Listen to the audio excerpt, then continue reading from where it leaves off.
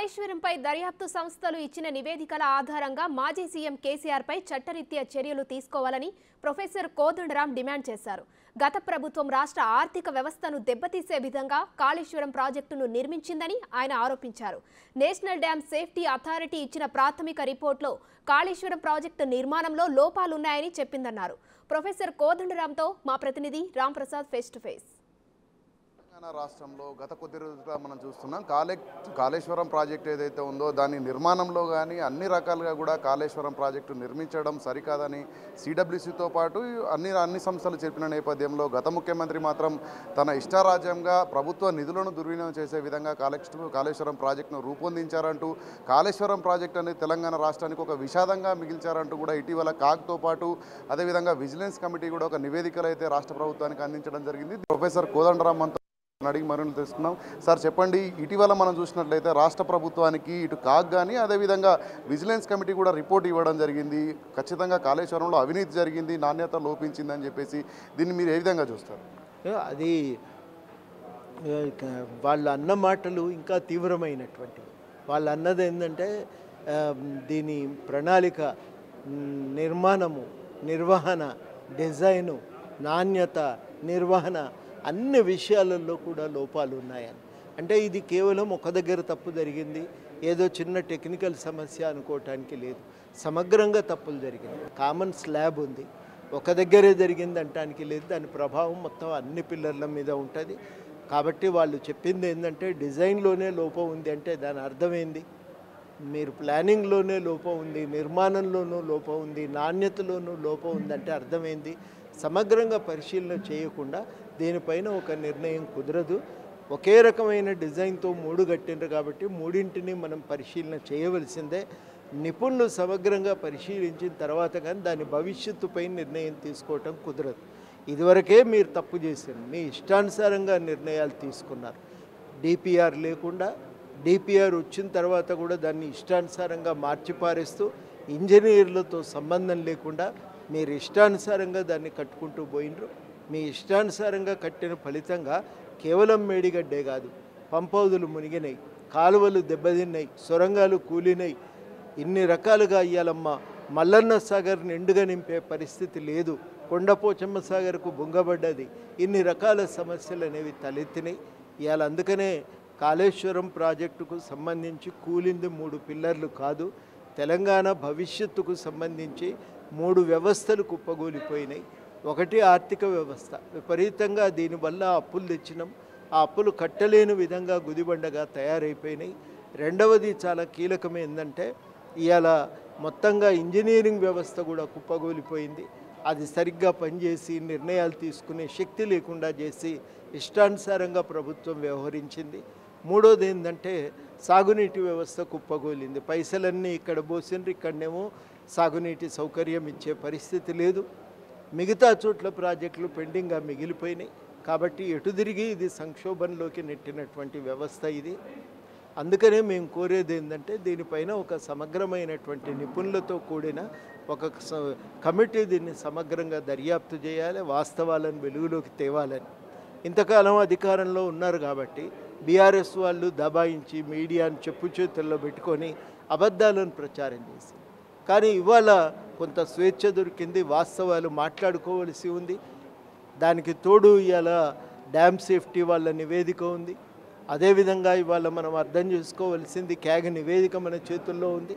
వీటన్నింటినీ దృష్టిలో పెట్టుకొని ఇవాళ వాస్తవాలను విస్తృతంగా ప్రజల్లోకి తీసుకుపోవాలి.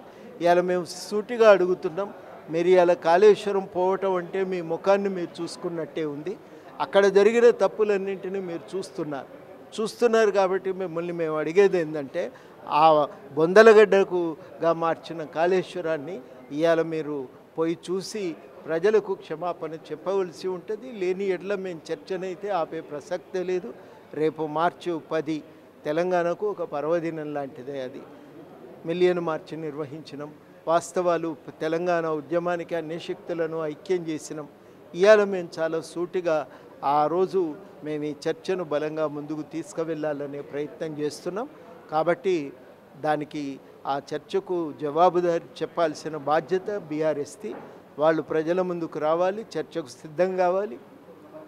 ఈ తప్పులను ఒప్పుకొని క్షమాపణ చెప్పాలని మేము డిమాండ్ చేస్తాం. రైట్. అదేవిధంగా మనం చూస్తే ఇప్పుడు కాగ్ నివేదికతో పాటు కాగ్ నివేదిక అనేది ఆర్థిక అంశాలను మాత్రమే ప్రస్తావించడం జరిగింది. డ్యామ్కి సంబంధించినటువంటి వివరాలు తెలిపిన నేపథ్యంలో, టెక్నికల్ విషయాలు తెలిపిన నేపథ్యంలో ఇప్పటికీ విజిలెన్స్ కమిటీ ఇచ్చిన రిపోర్ట్లో అయితే సిఐడిలో 3 కేసులను బనాయించి ఆ బాధ్యులను శిక్షించాలనేటువంటి ఒక రిపోర్ట్ను కూడా ఇవ్వడం జరిగింది. మనం కాళేశ్వరం సంబంధించి ఎవరిని బాధ్యులను చేయాల్సి ఉంటుంది అంటే కంపెనీనా లేదంటే రాష్ట్ర ప్రభుత్వాన్న గత ముఖ్యమంత్రిని ఎవరిని బాధ్యులను చేయాల్సిన అవసరం? మొట్టమొదటనైతే నిర్ణయాలు చేసిందంతా ఒక తానే ఇంజనీర్ అయి తానే ఒక ముఖ్యమంత్రి అయి అన్ని నిర్ణయాలు తానే చేసిండు కాబట్టి మొట్టమొదట రాజకీయ నాయకత్వమే బాధ్యత వహించాలి.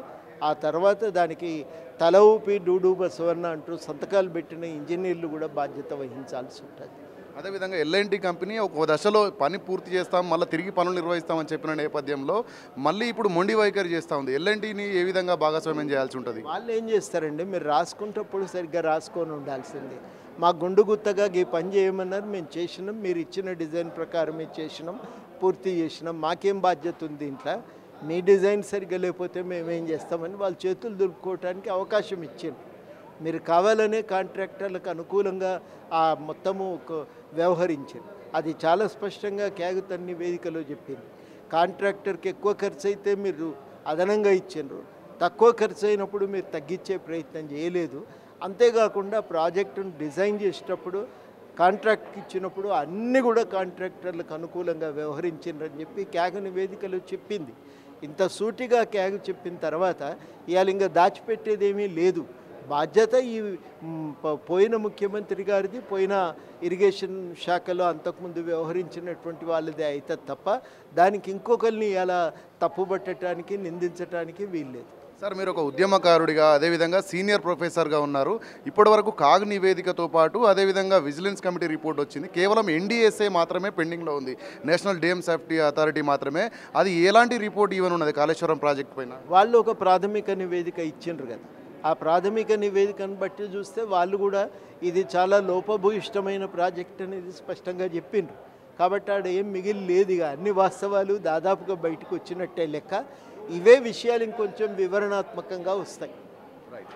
మనం చూసినట్లయితే తెలంగాణ రాష్ట్రంలో గత ప్రభుత్వం ఏదైతే ఉందో సుమారు 97,000 కోట్ల రూపాయలతో నిర్మించినటువంటి కాళేశ్వరం ప్రాజెక్టులో నాణ్యత లోపంతో పాటు అన్ని రకాల ఇబ్బందులు ఉన్నాయని చెప్పేసి సిడబ్ల్యూసీ హెచ్చరించినప్పటికీ కూడా గత ముఖ్యమంత్రి కేసీఆర్ తన సొంత ఒడవడికతో తన సొంత నిర్ణయాలతో అయితే కాళేశ్వరం ప్రాజెక్టును అడావిడిగా పూర్తి చేసి రాష్ట్ర ప్రజలకు ఈరోజు ఒక గుదిబండగా మార్చడంతో పాటు ఆర్థికంగా కూడా రాష్ట్రాన్ని దివాలా దించే విధంగా తన నిర్ణయం తీసుకుందని చెప్పేసి అంటున్నారు. కేవలం ఎన్డీఎస్ఏ రిపోర్ట్ ఆధారంగానే కాళేశ్వరం ప్రాజెక్టు భవిష్యత్తు తరాలకు సేవలు అందిస్తుందా లేదనేటువంటి అంశం ముడిపడి ఉన్న నేపథ్యంలో ఎన్డీఎస్ఏ ఇప్పటికీ కూడా ఒక ప్రాథమిక నివేదికలో అది ఏ విధంగా కూడా ఉపయోగపడే అవకాశం ఉందని చెప్పేసి మనతో అయితే ప్రొఫెసర్ కోదండరామ్ అంటున్నారు. కెమెరామెన్ హరీష్తో రామ్ ప్రసాద్, బిగ్ టీవీ, హైదరాబాద్.